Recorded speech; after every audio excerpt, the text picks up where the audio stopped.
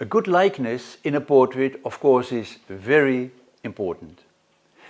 But in this video I want to show you there is more. How I try to make a more interesting and animated portrait.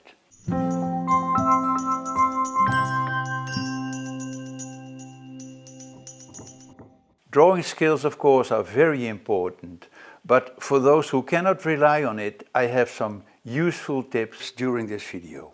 There are a number of simple things that you can think of, like a palette that invites you to paint. I will explain the importance of reducing tonal values, also reducing the number of brushstrokes, about the danger of an over-elaborated portrait. I show you why my friend plays Bach on the piano, and also I show you what my guitar has to do with portrait painting. Well, welcome to my studio. You can see the daylight lamps above my head, on the easel my self-prepared panel and my vertical palette, on the right the paint and the tubes in which I rinse my brushes, on the left more brushes, kitchen paper, and behind that on an elevated stand the chair for the model. I start the day early because I want to have enough time. Barry, my model, is coming in half an hour. I have time to treat my panel with a thin layer of raw umber diluted with tubes. This as an impregnation medium to which the paint will attach easily. The tubes, or white spirit, whatever you want to call it, will evaporate little by little, and in half an hour it will be perfect to start. In the meantime, I show you some sketches that I made some days before.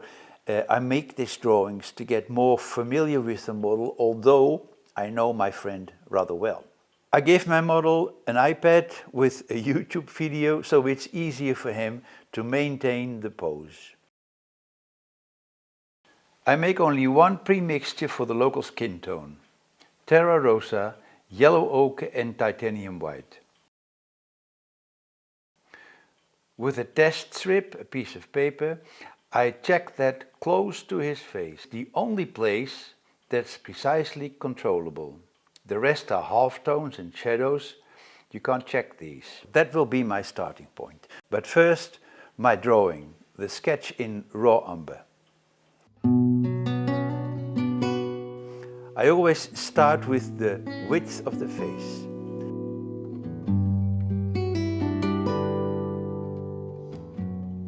Then I measure how the width is related to the height.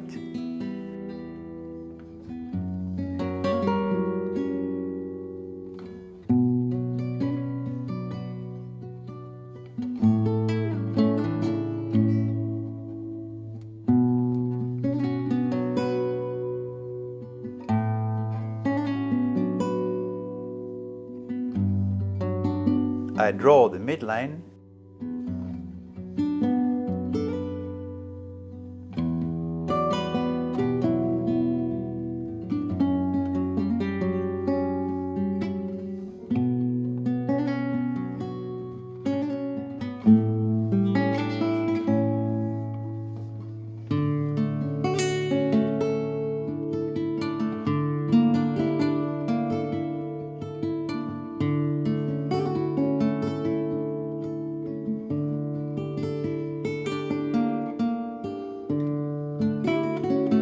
Halfway between the top and the bottom will be the eyes.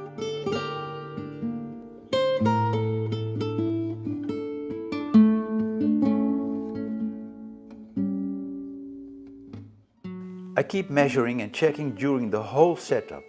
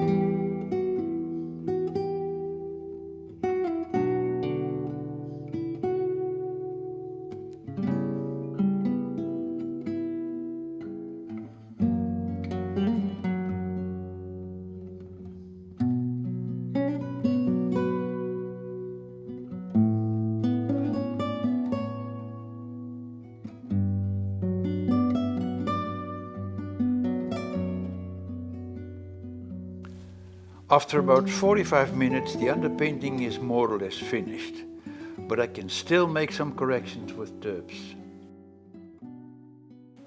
So I start with the basic mixture that I created earlier, the local skin color.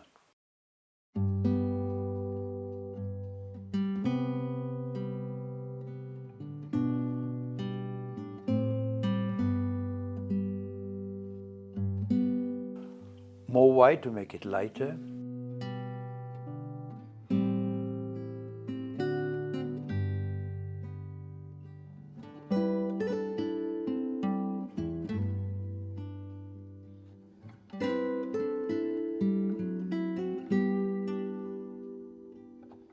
Some crimson for the nose.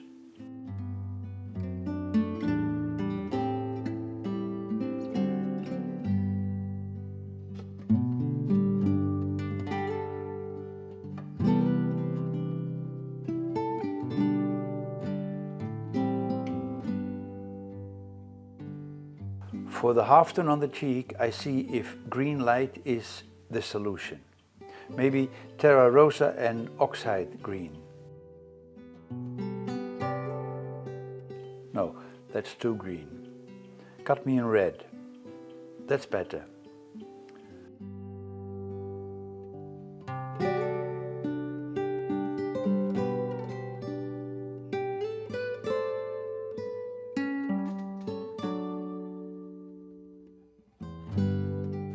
For the shade under the flap, I'll try transparent oxide red, darker and also viridian green.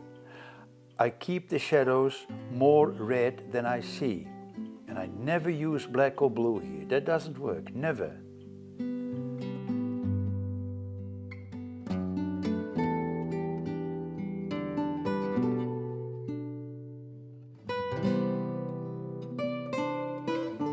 I'm working now with a live model. The danger of photography is, among other things, that the light parts are often converted far too light and the dark parts far too dark, and the colors are barely visible. If you only work from photography, then you have to keep this in mind.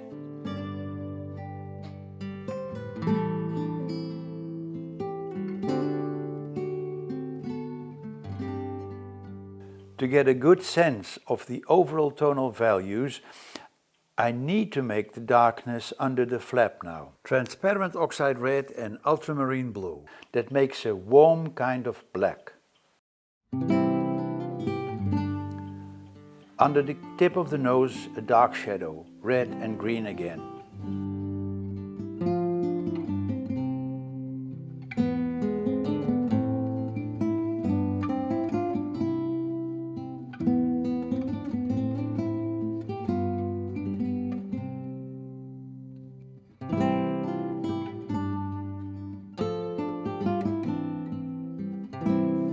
Connection here. For the beard I used the pre-mixed grey tones, a blend of ivory black, yellow ochre and titanium white in 3 shades. Some green for more variety.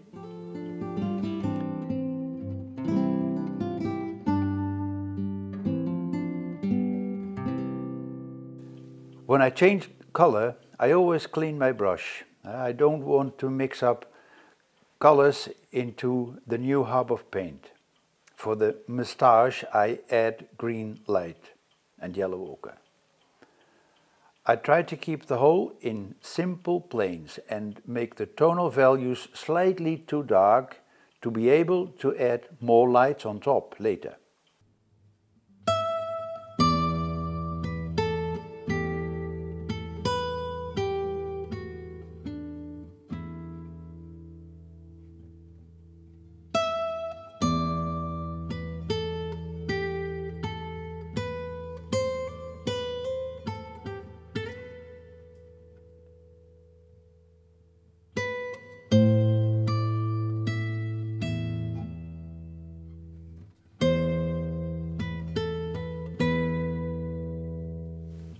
The ear also in 2 simple planes.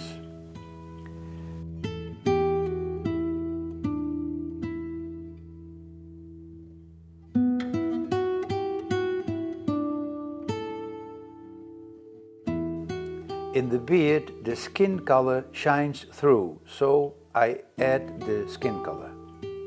Once again, I keep it all schematic.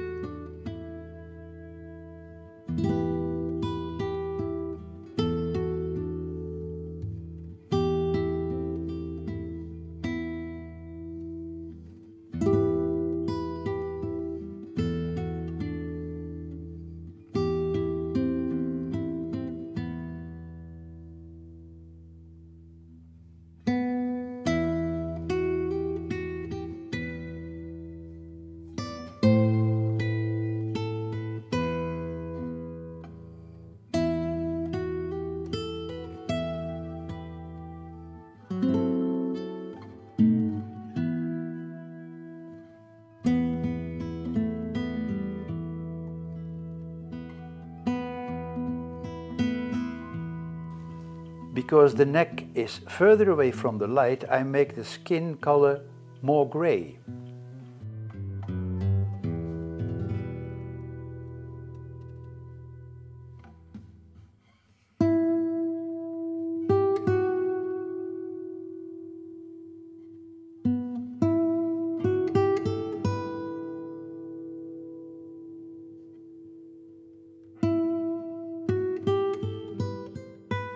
I make some new skin color.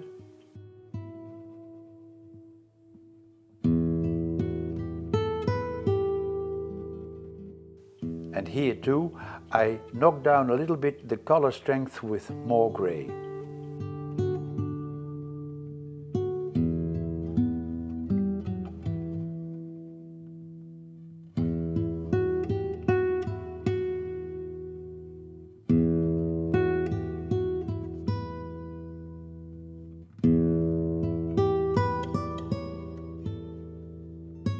For the coat, the same combination of transparent oxide red and ultramarine blue.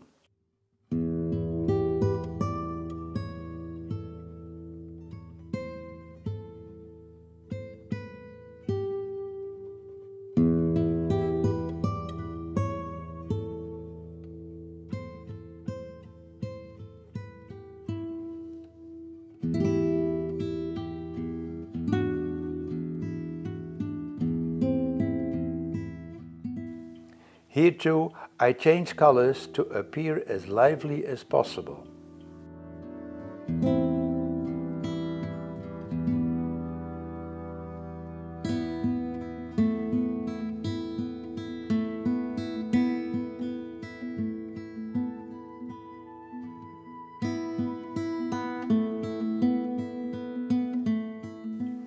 Still missing the cap. I block in the planes in the simplest brushstrokes. I can always see later if I want to elaborate them more.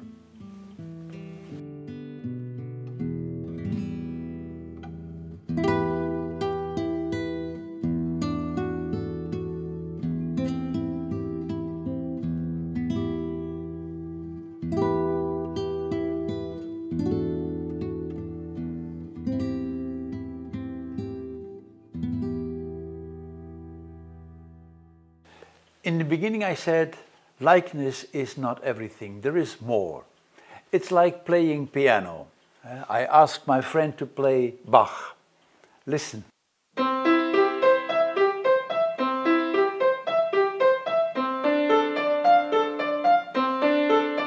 She plays all the notes and it's correct.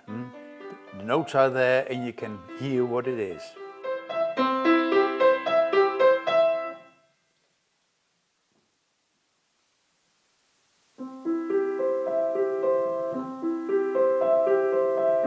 Now it's music. Maybe you don't hear every single note, but you hear passion. And it's still the same piece of music. The same goes for the likeness in a portrait. All the details can be placed correctly. That doesn't mean that's interesting to see. The power in a portrait is not in the details, but in a controlled simplification, carried out with feeling.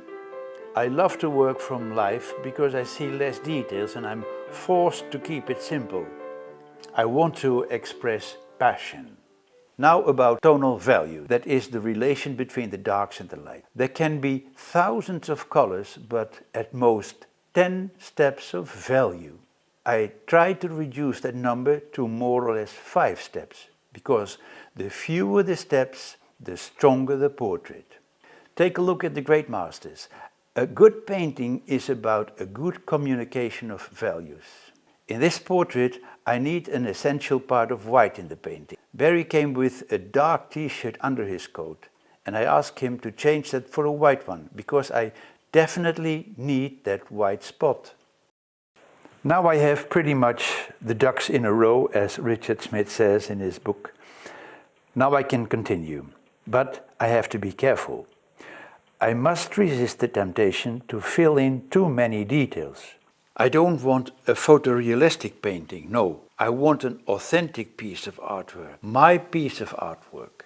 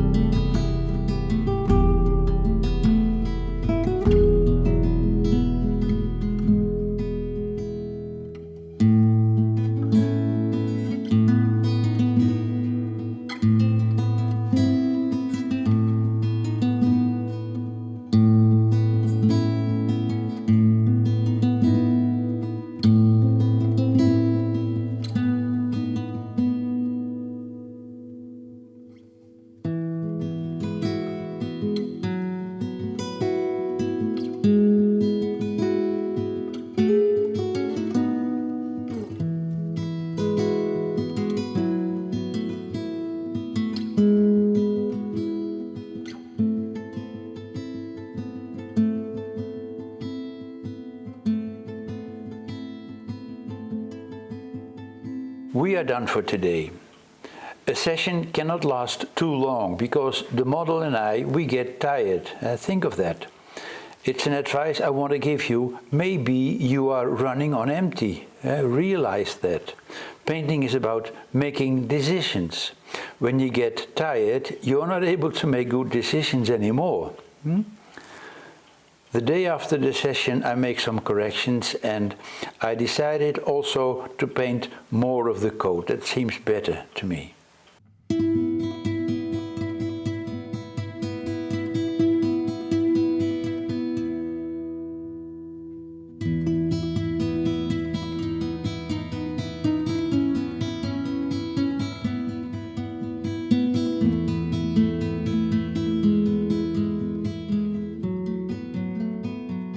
In a moment I give you all the information about paint, brushes, medium, etc. But I want to show you some things in the end as a conclusion.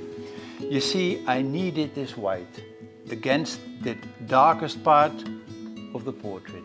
But I repeated the same trick here. Darkest part, lightest part. And here it's sharp. Here it's vague, lost and found edges. Important in portrait painting. Try to find these. Makes it more interesting. I didn't do anything more with the cap. The way it is, I like it. I could do more, but do I gain anything? It makes it more real. Remember, if you want to add more details, there's a risk that it can be silly in the end. I really need the fresh, bold brushstroke image of the whole portrait. Maybe there are some brushstrokes that are not really successful, here or here, but if I would make them more realistic, I would lose the freshness of the painting. And that's what I really don't want. This is it. I know it's my friend. Maybe the likeness is not 100%, but I know it's him.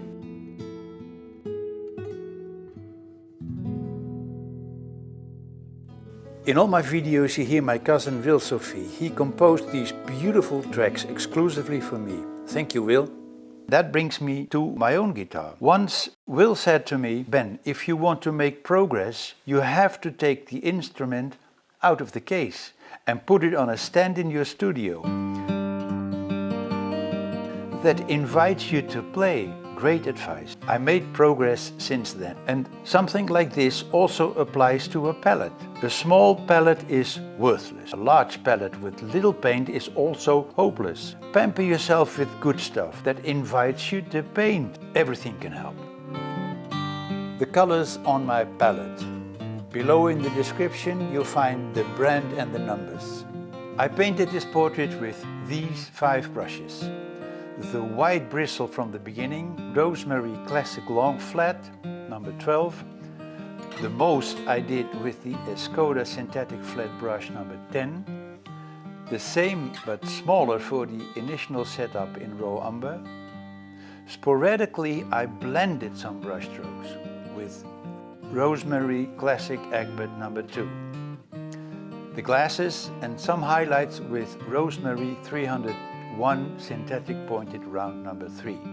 I rinsed these brushes in Titan odorless turbs. I also diluted the paint a few times with it. By the way, Gamblin Gamsoil is a good alternative. I did not use any other medium. My panel is a 3mm DM that I prepared myself. Well, thank you for watching. I really hope you like it. See you next time.